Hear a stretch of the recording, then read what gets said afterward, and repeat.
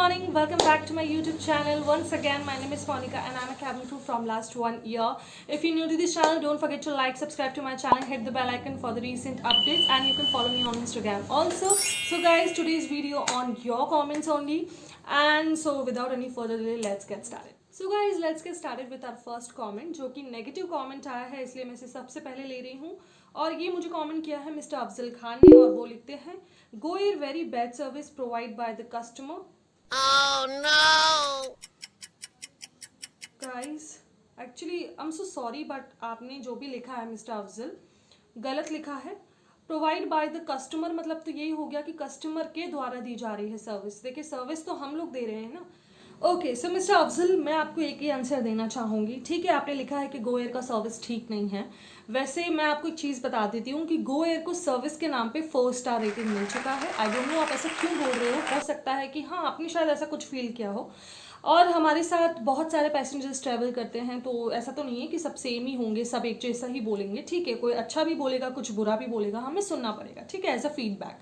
But okay, ये बात मैं आपकी एक्सेप्ट करती हूँ. बट जो आप कह रहे हो कि कैबिन क्रू रूडली बात करते हैं, so that is not acceptable, because I am also a cabin crew and in Go Air only, जिसकी आप बात कर रहे हो. एंड मैं आपको एक चीज़ बता देती हूँ कि पैसेंजर से रूडली बात करना, it's zero tolerance policy of the company. Okay, zero tolerance policy का मतलब है कि अगर कैबिन क्रू, फ्लाइट अटेंडेंट अगर अपने पैसेंजर से रूडली बात करता है, ठीक है, गलत बिहेवियर में बात करता है, तो उसे कंपनी टर्मिनेट कर देती है, जॉब से निकाल देती है. तो आप खुद सोचो, कौन चाहेगा, कौन सा कैबिन क्रू ऐसा होगा जो अपनी जॉब दाव पे लगाना चाहेगा. ठीक है, एंड फ्लाइट अटेंडेंट कभी ऐसा नहीं करते. कैबिन क्रू तभी उन्हें थोड़ा सा हार्श होना पड़ता है उस टाइम पे जब आप सेफ्टी का ध्यान नहीं रखते हो. ठीक है, सेफ्टी के टाइम पे हमें ये चीज़ समझाई गई है कि जब प्लेन जो फ्लाइट होती है, जब लैंडिंग कर रही है और हम आपसे कहते हैं कि sir please fasten your seat belt, open your window shade, ठीक है, close your tray tables,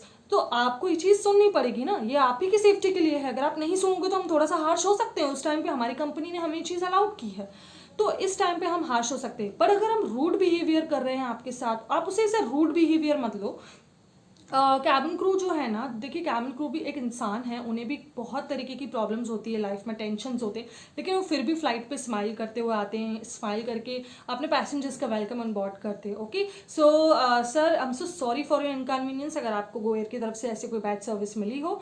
but next time से अगर आपको गो एयर बुरा लगता है तो आप दूसरी फ्लाइट से भी जा सकते हैं. Okay okay, so next comment is from Amrita Singh, and उन्होंने लिखा है hello the, can you give me a reply, my height is 155 centimetre.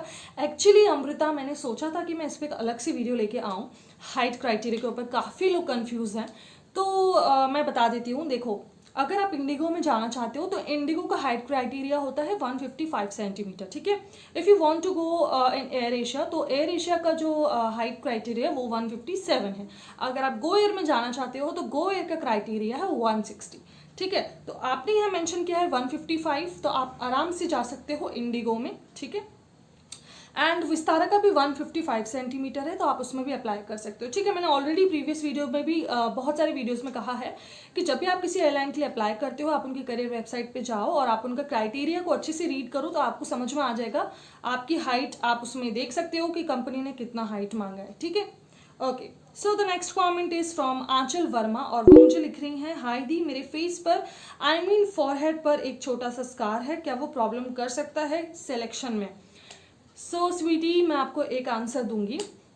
अगर वो स्कार बहुत ज़्यादा विजिबल नहीं है, लाइक अगर वो मेकअप से कवर हो रहा है, तो कोई टेंशन नहीं है, आप आराम से इंटरव्यू में जा सकते हो. ठीक है, हाँ, अगर वो कोई ऐसे स्टिच मार्क होता या फिर कुछ लाइक क्या बोल सकते हैं, एकदम लाइक जल जाता है या कोई इस टाइप का मार्क होता है जो लाइक अगर हम मेकअप भी कर रहे हैं बट वो विजिबल होता है, तो ऐसे में हम इंटरव्यू में नहीं जा सकते. बिकॉज आपका जो फेस है, you are the face of the airline. ठीक है, अगर और हमें सबसे ज़्यादा तो फेस ही देखने आ रहे हैं लोग, पैसेंजर्स जो है, हम हमारा मुंह ही देखेंगे, तो अगर थोड़ा सा भी लाइक हमारे फेस पे पिंपल्स या कुछ होता है, स्कार्स होता है, ब्लेमिशेस होते हैं और पिगमेंटेशंस होता है, स्किन एकदम डल होता है, तो कंपनी नहीं लेती है. देखिए, उनके पास हज़ारों कैंडिडेट्स बाहर खड़े हैं, वो उन्हें ले लेगी. हज़ारों, दुनिया में बहुत खूबसूरत चेहरे हैं, तो ऐसा नहीं है. अगर आपके अंदर वो एबिलिटीज़, आपका इंग्लिश अच्छा, आपका ग्रूमिंग अच्छा, हर चीज़ आपकी परफेक्ट है, तो कंपनी एक पल सोच भी सकती है उस चीज़ के ऊपर. पर आप कोशिश करो उस कार को आप कवर करके इंटरव्यू में जाओ. अगर वो नहीं विजिबल होता है, आप आराम से इंटरव्यू दे सकते हो.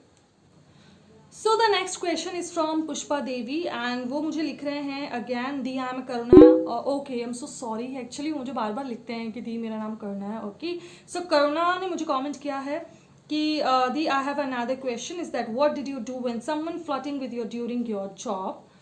Okay, this is the very important question. ठीक है, और एज अ गर्ल आपको ये हक बनता है कि आप ये चीज़ जानो कि एज अ कैबिन क्रू जब हम फ्लाइट पे होते हैं, ठीक है, हमारे साथ बहुत तरीके के लोग ट्रैवल करते हैं, ठीक है, कुछ अच्छे होते हैं, कुछ बुरे होते हैं, तो हम उस चीज़ को कैसे मैनेज करते हैं। तो देखो, ठीक है, वो हमारे पैसेंजर्स हैं, हमारे गॉड हैं, हम उन्हें कुछ नहीं बोल सकते, बट इसका मतलब ये नहीं है, एक लिमिट तक हर चीज़ सही जाती है। ओके, सो पहले का तो मुझे नहीं पता, लेकिन अभी अभी तो अब बहुत खतरनाक वाला रूल निकल चुका है कि लाइक अगर आप कैबिन क्रू से फ्लाइट पे बदतमीजी करते हो, और अगर कैबिन क्रू ने लाइक आपको पता है कि एयरपोर्ट के बाहर कितने सारे CISF होते हैं, पुलिस होती है, और अगर किसी कैबिन क्रू ने शिकायत कर दी तो वो पैसेंजर की तो आप समझ लो कि पूरी ज़िंदगी ही ख़राब हो गई, और उसे तुरंत CISF आती है, लेके जाती है, FIR होती है, उसे जेल में डाल देती है। ठीक है, तो ऐसा कभी ना करें। अगर आप फ्लाइट पे जाते हैं, कभी किसी क्रू के साथ अगर ऐसी बदतमीजी होती है, तो देखो कुछ लोग ऐसे भी होते हैं जो चुप रह जाते हैं, लेकिन मेरे हिसाब से तो चुप नहीं रहना चाहिए, उसके खिलाफ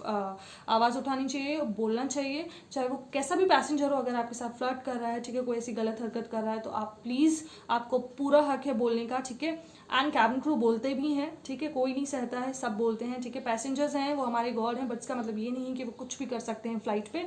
अगर उन्होंने फ्लाइट का टिकट खरीदा है, और इसका मतलब ये नहीं है कि उन्होंने हमें खरीद लिया है, हमें कैबिन क्रू को खरीद लिया है, तो प्लीज़ ऐसा ना समझें।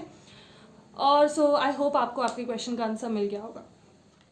ओके, तो जो नेक्स्ट कमेंट मुझे आया है वो आया है अरमान साइद जी का। उन्होंने मुझसे पूछा है, मैम एक प्लेन में कितनी क्रू होती है, मैम प्लीज़ बता दो।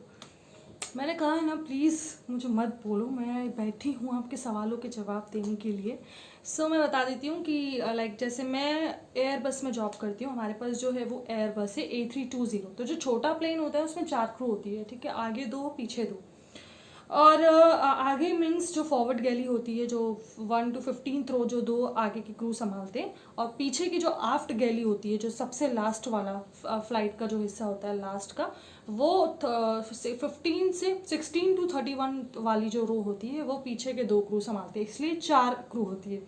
बट अगर एक बोइंग है, एक बड़ा प्लेन है, बड़ा फ्लाइट है, तो उसमें 6 कैबिन क्रू भी होती है, किसी किसी में 8 कैबिन क्रू होती है। ठीक है, तो वो फ्लाइट के हिसाब से, आई डोंट नो, क्योंकि मैंने उसमें वर्क नहीं किया है, तो मुझे सिर्फ जो थोड़ा बहुत नॉलेज था वही बता रही हूँ। पर अगर छोटा प्लेन है उसमें आपको 4 कैबिन क्रू मिलेगी। ठीक है, so next comment is from Shruti Tiwari. उन्होंने लिखा है, lovely video ma'am, thank you so much ma'am, I would love to request you if you make a video on topic international airline that hire Indian cabin crew, as ma'am there is only a handful of international airline that do so. Okay, if you make a video on topic international airlines.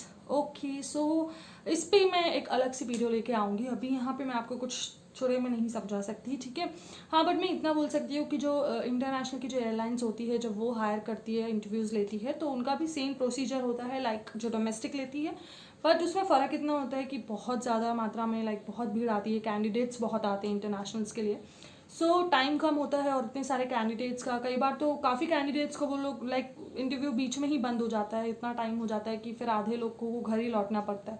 तो ऐसे में फटाफट से जो shortcut तरीका होता है, उसमें वो लोग मतलब एक लाइन लगी होती है, सबको एक एक करके अंदर जाना पड़ता है, 3-4 HR बैठे होते हैं, फटाफट से एक एक कैबिन क्रू को, जो भी लाइक कैंडिडेट्स आए हैं उनको लेते हैं, एंड उनका जो क्वेश्चन करने का जो तरीका होता है, लाइक वो सिर्फ पर्सनल इंटरव्यू पूछते हैं, और वो पहले ही वो लोग लाइक आई डोंट रिमेंबर, मैंने कतर का दिया था, तो उसमें रेज्यूमे के साथ ही फोटोग्राफ भी ले लिया था, सब चीज़ें अंदर सबमिट हो गई थी ऑलरेडी, एंड देन फिर वो नाम अनाउंस कर रहे थे कि अब प्लीज़ आप अंदर आइए, और हम लोग जैसे ही गए और सिर्फ पर्सनल इंट्रोडक्शन पूछा, tell me about yourself, और वो बस उसी में जज कर लेते, और आपका हाइट हेल्थ लिया, देन इट्स ओके।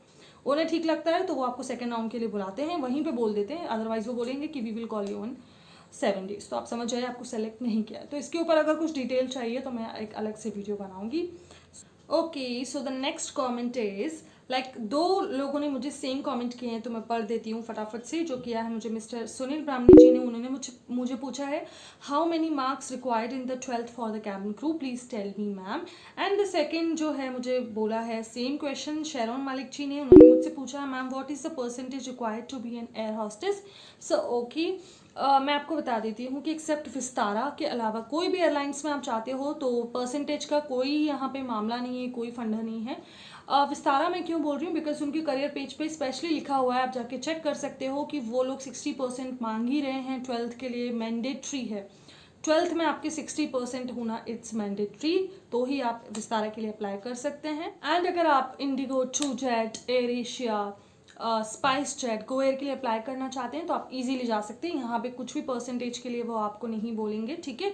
और सीबीएसई का जो अभी ग्रेडिंग सिस्टम चल रहा है, लाइक ग्रेड वाले भी अगर आपका सर्टिफिकेट है, आपका जो 12th का जो रिजल्ट है ग्रेडिंग वाला, वो भी आप इजीली लेके जा सकते हो। बट हाँ, ये मैंडेटरी है कि आपको 10, 12th का मार्कशीट वहाँ लेके जाना है। आपको ऐसा कुछ देखा नहीं जाएगा। देखो, अगर अच्छे मार्क्स है तो अच्छी बात है, वो एचआर खुद देख ही लेगा। बट ऐसा अगर आप एवरेज भी हो या फिर अगर ज़्यादा अच्छे मार्क्स नहीं हैं तो भी कोई प्रॉब्लम नहीं होगी आपको, don't be worry. Okay, so the last question is the last comment from Palak Keshwala. उन्होंने मुझसे पूछा है कि मैम आप एक बार अपनी पैकिंग के बारे में वीडियो बनाइए, बैग लाइक मेरा जो ट्रॉली बैग है।